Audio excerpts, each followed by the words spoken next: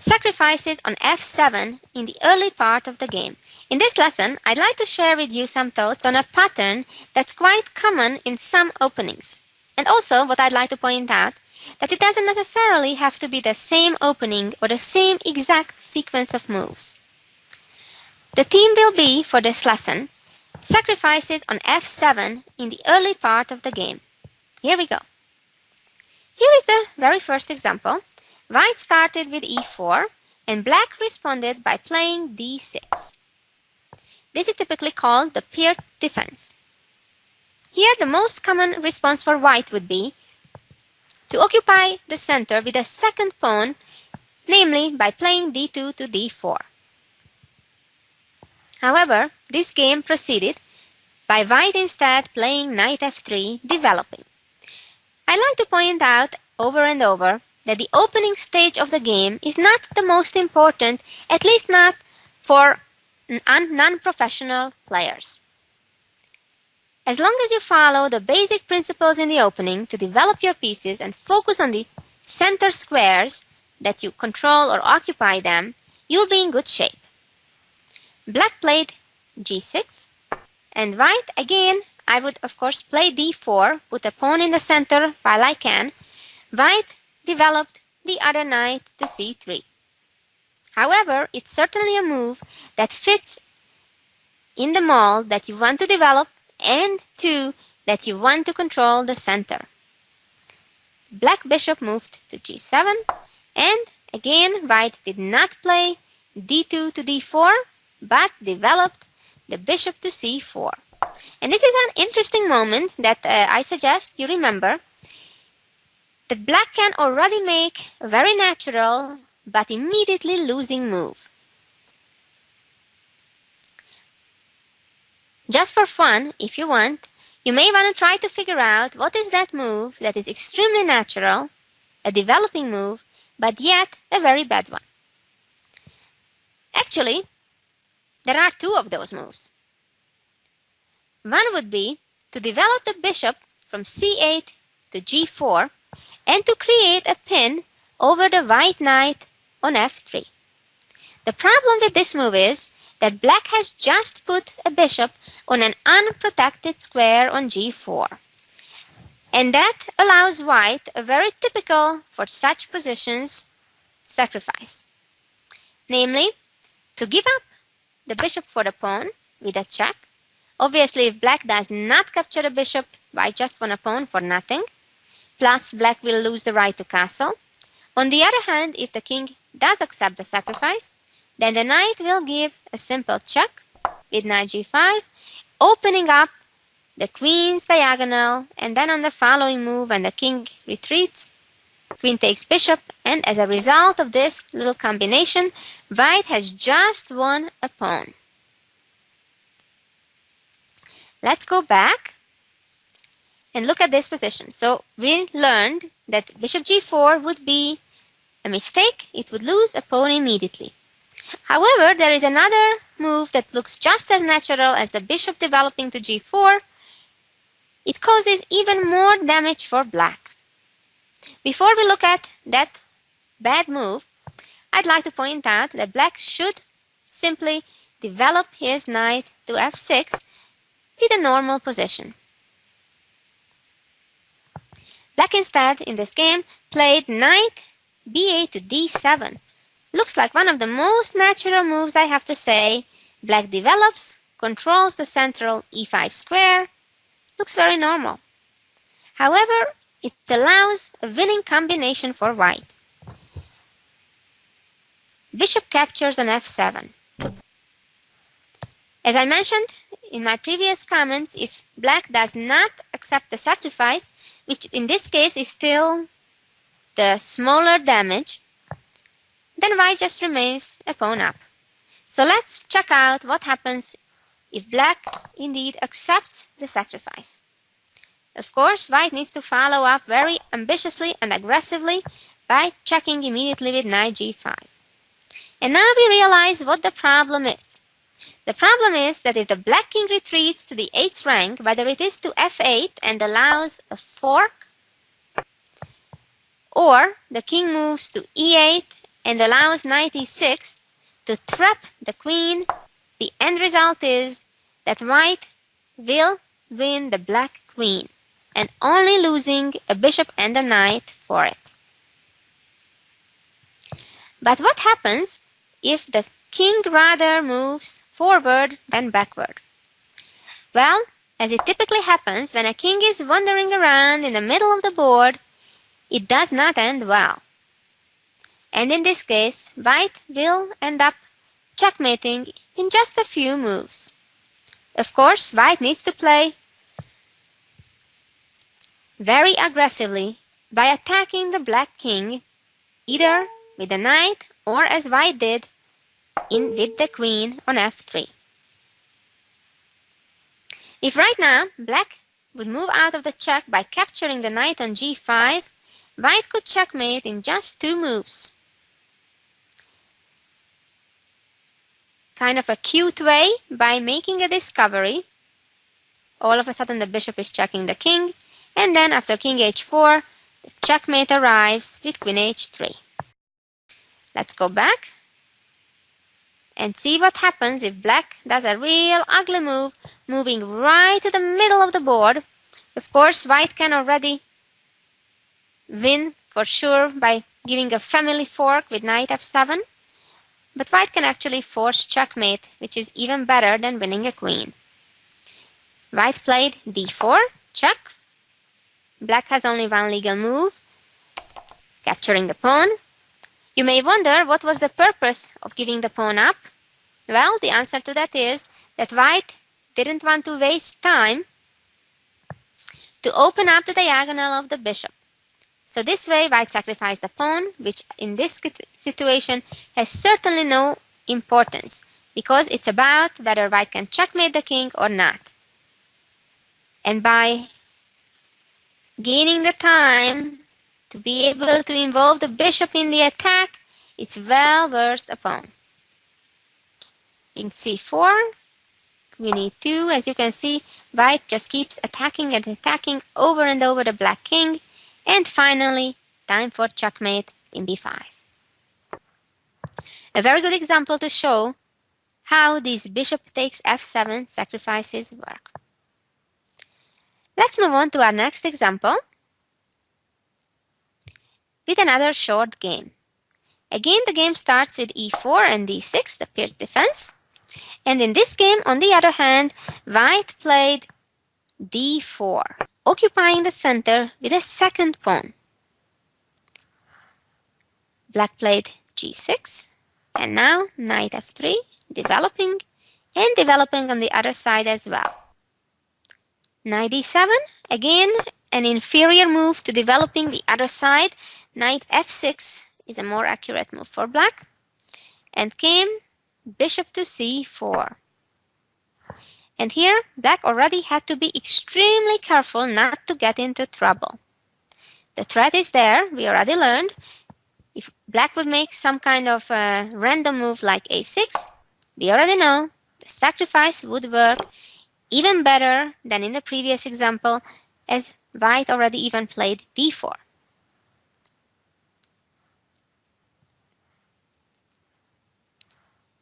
What black should have done here is play knight b6 and reopen the diagonal of the bishop. That means that black has control of the e6 square, and therefore the sacrifice on f7 would not work. On the other hand, the white bishop on c4 is attacked right now. It will have to move away, and then black can proceed with the natural developing move knight f6. But let's see what was wrong with black's very natural move. While in this position, white also may try to sacrifice the bishop and then play knight g5. Now things are not quite as clear, because the king, in addition to moving to e8 or f8, which both would end up losing the queen, the king could go to g8 without losing the queen. White still would have a superior position after playing knight e6, and then knight captures c7, and then capturing the rook in the corner. However, white can do even better.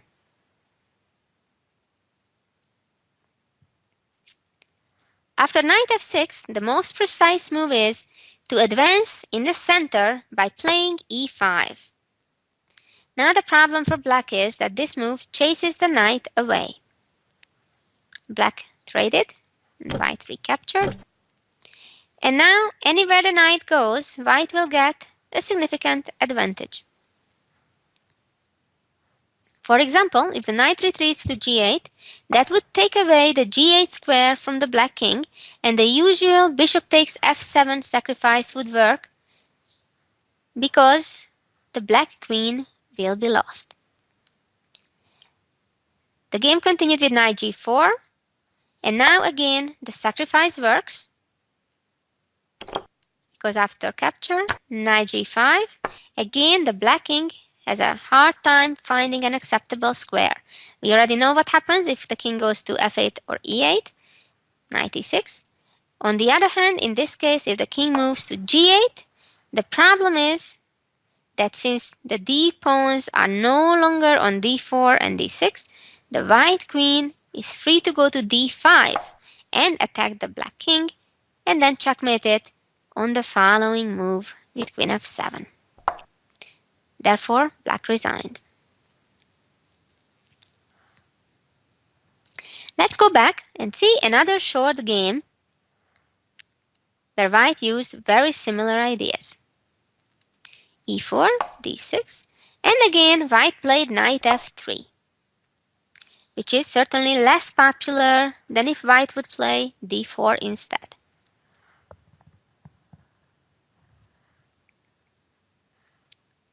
Black responded with knight d7.